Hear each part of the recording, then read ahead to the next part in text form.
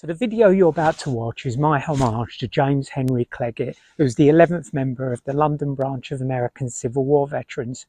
My great-grandfather, George Denham, was the 8th member of the London branch, and both George and James were there on the inaugural meeting of the London branch on September the 20th, 1910. About 2 years ago, I went to Chicago to honour James, who was buried there in 1929, and I discovered he didn't have a headstone. And this short video is a homage to James as a result of obtaining that headstone and a dedication ceremony that we held on Sunday, June 23rd, 2024. Now, at the end of this video is a short extract of the main dedication ceremony that we held on that Sunday in June, but the longer video, which is about an hour long, you can watch separately. Hi, I'm Gina Denham, and I'm the co-founder of Monuments, UK veteran to the American Civil War Association, and I'm also the Honourable Secretary of Descendants of the London branch of American Civil War veterans. We have over 65 members on our roll, 50 plus of whom are descendants of the original London branch. The man behind me doesn't really need an introduction, but he's the man they all served under. What I will say is this statue is located in Grant Park in Chicago, and the reason why I'm in Chicago is to honour one particular London branch veteran. The man that I'm here to honour is called James Henry Cleggett, and James was the 11th member of the London branch. James was born on June 24th, 1845 in Rochester, New York. In 1862, he enlisted in the US Navy and went on board the rendezvous ship, the USS North Carolina, and thereafter he went on the USS Morning Light. In January 1863, James, along with the crew of the USS Morning Light, were located at Sabine Pass, when after a fierce battle with Confederate vessels, they were all captured. James, along with his black comrades, was segregated from the white Union sailors, and he was put to hard labour at Galveston, Texas. During his time as a prisoner of war, he was beaten, made to drink castor oil, and was cruelly treated. He sustained a hernia that troubled him for the remainder of his life. In June 1865, the American Civil War was all but over, but James and his black comrades were still incarcerated at Galveston. James was able to escape and eventually made his way to the coast and was taken on board the USS Virginia. Returning to New York, he then made his way to Boston, and from Boston he went to Green Bay, Wisconsin, where he set up a successful business. The success of his business eventually led James to Chicago, and he set up a shop at 27 East Washington Street, a few blocks from where I am now. In 1907, James decided to relocate to London and set up his business here in the city. In 1910, he answered the call of Ensign John Davis and joined the ranks of the London branch of American Civil War veterans in Bermondsey. He became their 11th member, and my great-grandfather, George Denham, became their 8th member.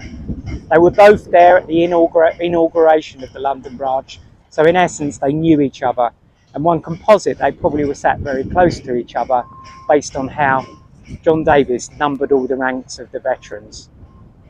James was a really proactive member of the London branch. He's been seen in several photographs.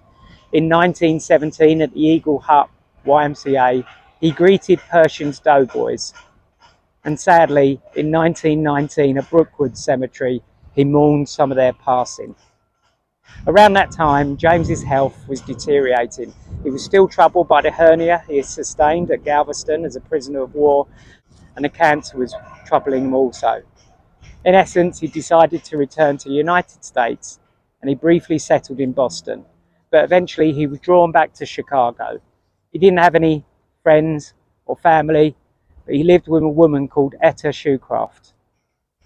This video is in homage to James because in 1929 he passed away. The London branch were unaware of his death, but he was one of the few members left to survive, and he was also one of the last known veterans of the USS Morning Light to pass away. He never got a headstone, and it's taken 100 years to address that. So this video is about James, his life, and how we've addressed the fact that he never got a headstone.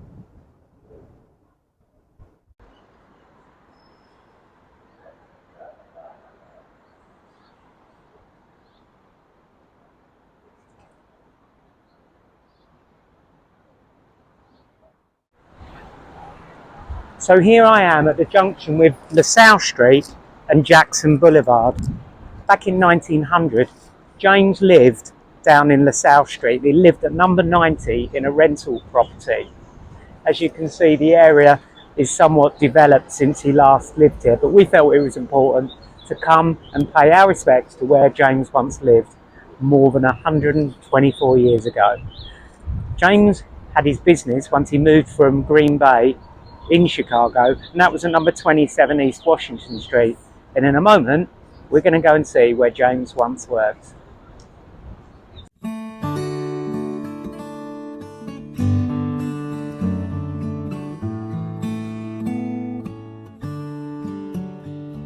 We're tenting tonight on the old campground. Give us a song to cheer our weary hearts, a song. So this is the location of where James once held his business. There is number 25, and next door is the Museum of Illusions, which is number 33. So we can guess that approximately at this location, 124 years ago, James held his business. You can hear behind me, and I'll just show you. You've got the loop. And I can't help thinking that when I hear the sound of that train going over, it reminds me of the same trains that went over the London branch headquarters in Bermondsey in 1910, which John Davis spoke about.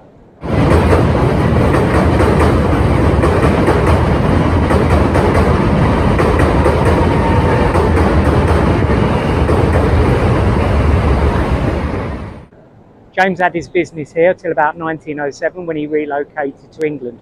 We don't know why he relocated to England, but what we do know, there was another London branch veteran called John Taplin, who's the subject of my book, as James is, and he was also a member of the USS Morning Light, and he lived in Chicago too for a brief period of time and served as a lieutenant in their National Guard. As I say, lost to history, both their reasons for returning to England, but I felt that whilst I was in Chicago to honour James' life by virtue of dedication, but it was also important to come to the locations where he once worked and lived. LaSalle Street, which is number 90 LaSalle Street, is a short distance from here. In fact, it could well be one of the junctions as I look all the way down East Washington Street, these great big concrete canyons.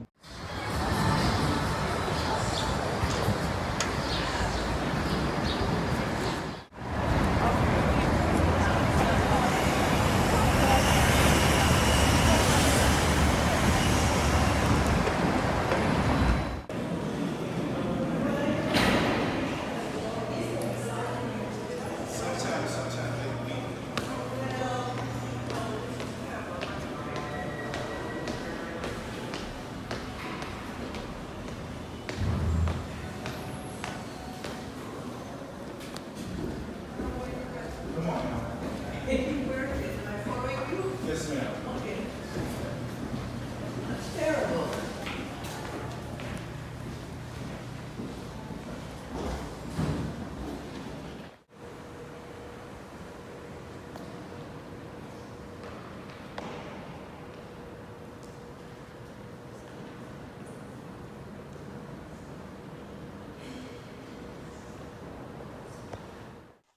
So I'm in the Chicago Cultural Center, which back in 1897 housed the Grand Army of the Republic. I wanted to film in here because it's got some amazing architecture. James Cleggett was based 1 block away from here at 27 East Washington Street. So again, I wonder if he came here when this building was unveiled for the Grand Army in 1897. The London branch were never part of the Grand Army of the Republic, although they are often called the Grand Army. They're rarely mentioned in the Grand Army of the Republic journals, but curiously, the Women's Relief Corps often mentioned them. I'm just going to have a quick walk round and show you some of the names written above the arches. Got Fort Sumter above that arch, New Orleans above that arch, Antietam, Fredericksburg, Gettysburg, Lookout Mountain where George Denham served, as well as Missionary Ridge, and many of the other London branch veterans served at these locations too. On the final door you've got Cedar Creek, the March to the Sea, and the Nashville Campaign. But I felt it appropriate to come in here and add this to our little tour in order to recognise James Cleggett.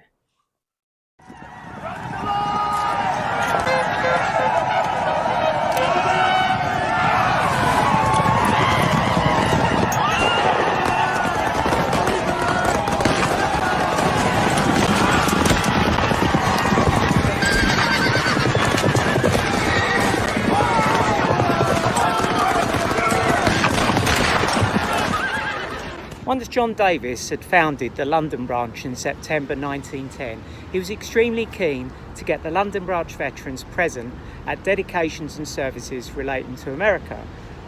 And one of those events was Memorial Day. And we have that man there on this rather imposing mound in the heart of Chicago to thank for that. And his name is John A. Logan. John A. Logan was a Mexican War veteran, a Civil War veteran, a member of the Grand Army of the Republic, and also a politician. Now, around 1868, his wife suggested that they have some form of decoration day to honour the soldiers and sailors who'd given so much in the cause of liberty.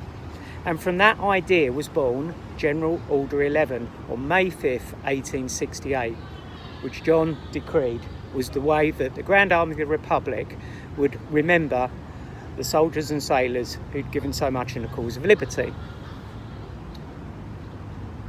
There's a particular text of that general order that we'll be using for our monument that we're fundraising for. And one part of that text is something that always really gets to me, and I'd like to read it out here. And it reads as follows: "If other eyes grow dull, and other hands slack, and other hearts cold in the solemn trust, ours shall keep it well as long as the light and warmth remains in us." And I think personally that illustrates the ethos of the monumental project and descendants of the London branch, because we're really keen to revive a tradition of honouring our veteran ancestors and those people in the UK who served the United States during the Civil War, who've often been forgotten from the narrative of that conflict.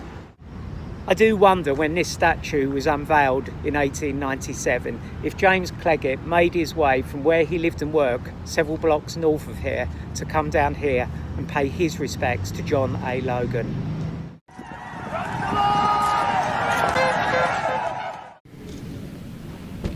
Fourscore and 7 years ago, our fathers brought forth upon this continent a new nation, conceived in liberty and dedicated to the proposition that all men are created equal. Now we are engaged in a great civil war, testing whether that nation, or any nation, so conceived and so dedicated, can long endure. Paying respects to the man that they once served was incredibly important to the London branch.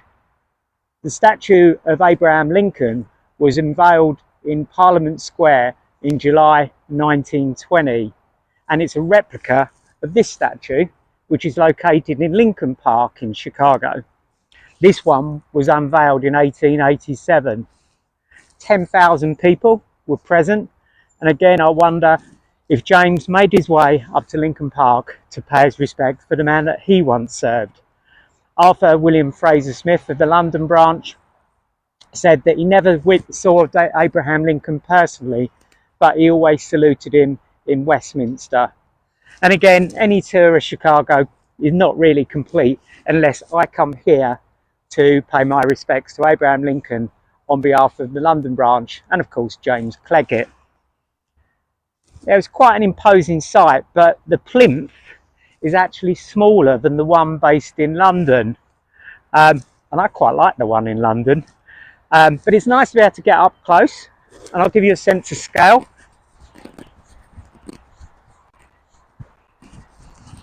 You can actually touch the statue, and one of the benefactors, it says the gift of Eli Bates. It's a glorious day here in Chicago, but it still reminds me of those London branch veterans who went there in July 1920 to pay their respects to Abraham Lincoln.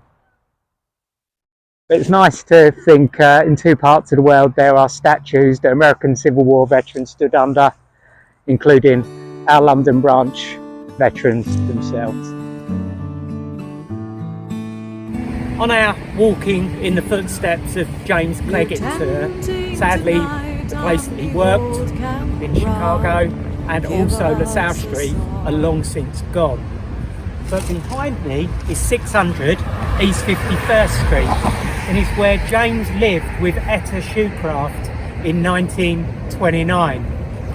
Now in June 1929, James' health deteriorated so badly that with the cancer he couldn't walk anymore, and he was conveyed to Broadview Hospital where he later passed away. But it's great to be able to actually come to where James spent his final days. He travelled as a young man from Boston, served in the Civil War, Texas, and eventually came to London, where he lived from 1907 to 1921, returned back to the United States, lived in Boston, then Chicago, and ended out his days here with Etta Shoecraft. It's quite special to be able to come back here again. I'm just, if you want to follow me as we just carefully walk round. This park was still here back when James was living here, and I can imagine that some of these trees were probably much younger saplings when James may have looked out the window at 600 East 53rd Street. So it's really special to be able to come back here.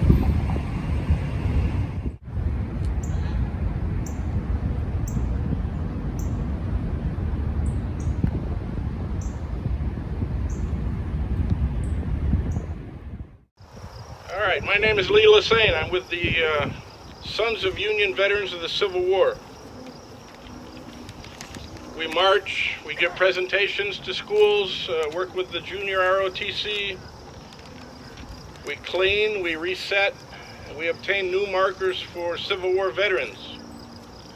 That's our main job. We do everything we can to remember the boys in blue. The Civil War was fought from 1861 to 1865. 2.5 million participated for the Union. 25% of those were casualties. Of those, there's 179,000 African Americans who served for the Union. 19,000 of those were lost that we know of.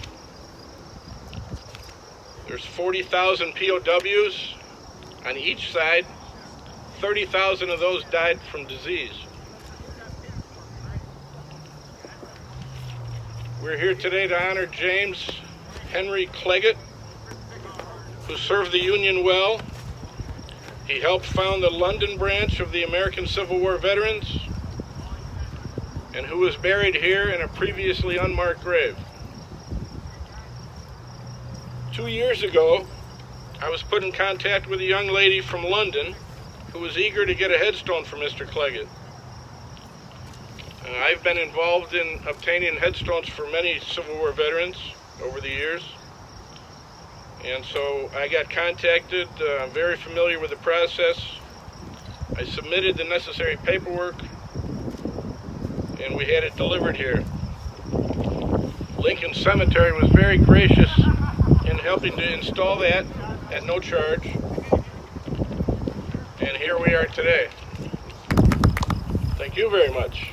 And from the African American Museum in Joliet, we have Luther Johnson.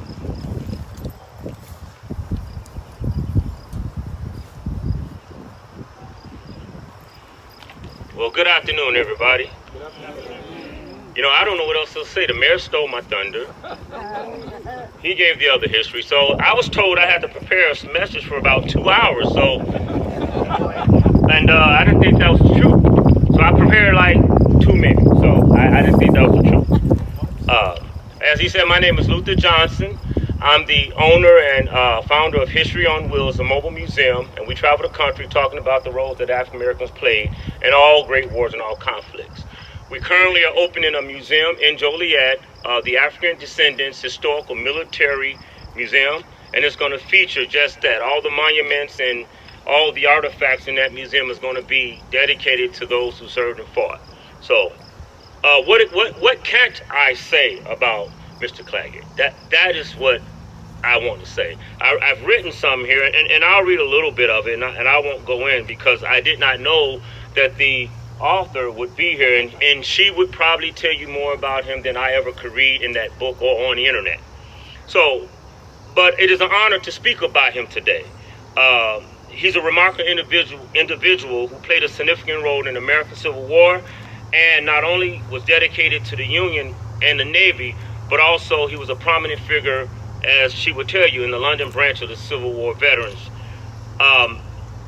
Mr. Cleggett served on a vessel named the USS Morning Light.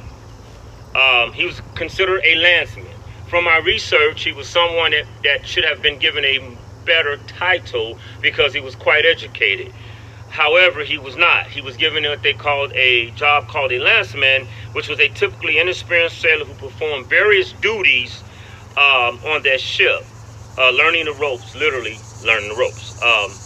As time went on, that position became a crucial part in maintaining the daily operation of that vessel. So not only was it a not important position, but it became a crucial part. The U.S. Morning Light was a Union naval vessel tasked with controlling the ports of the Confederate. This ship played a crucial role in the Union strategy to suffocate the Confederate supply lines and maintain control over marine routes. The Morning Light was involved in several naval engagements. Unfortunately, it was captured and Mr. Cleggett became a prisoner of war. Now, being a black man and a prisoner of war during that time was not a good thing. He suffered hardship unimaginable, and some of us could not imagine the things that the African Americans and the men of color back then went through. Mr. Cleggett, however, he survived that, and while in jail, he had a camaraderie with his other sailors. It became strong, and it continued that after the end of the war. Mr. Cleggett was profound. He eventually moved to London, and when he moved to London, he was involved in the London branch of American Civil War veterans, and he worked to preserve the memories and contributions of those who he had served with. His involvement in this group and his dedication honoring the legacies of his fellow veterans.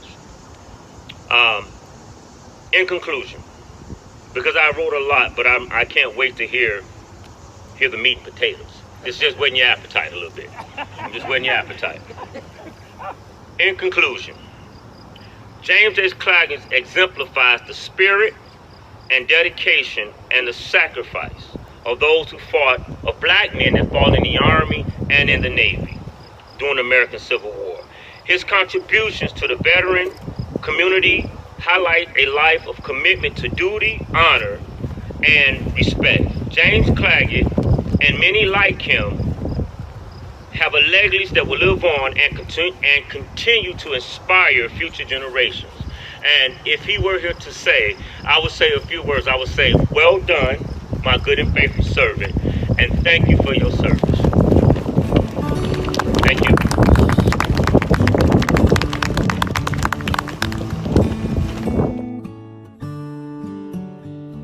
We're tenting tonight on the old Thanks for taking the time to watch that video.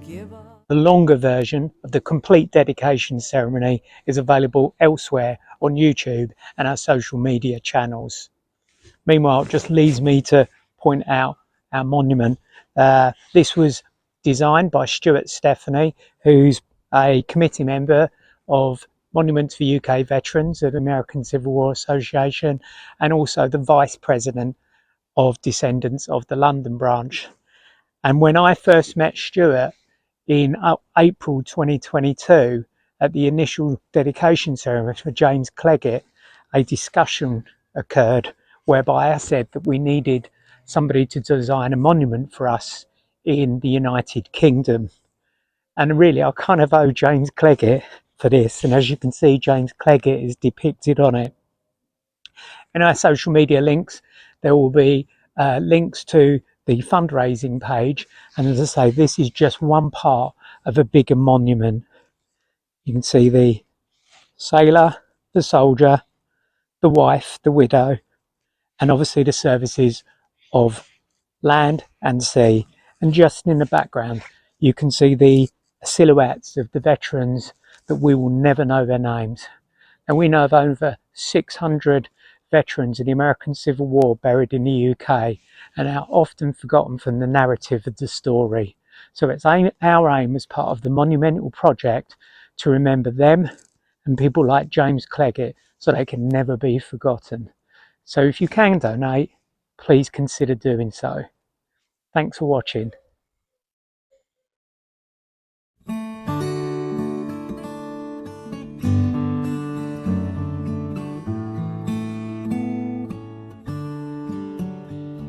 We're tenting tonight on the old campground.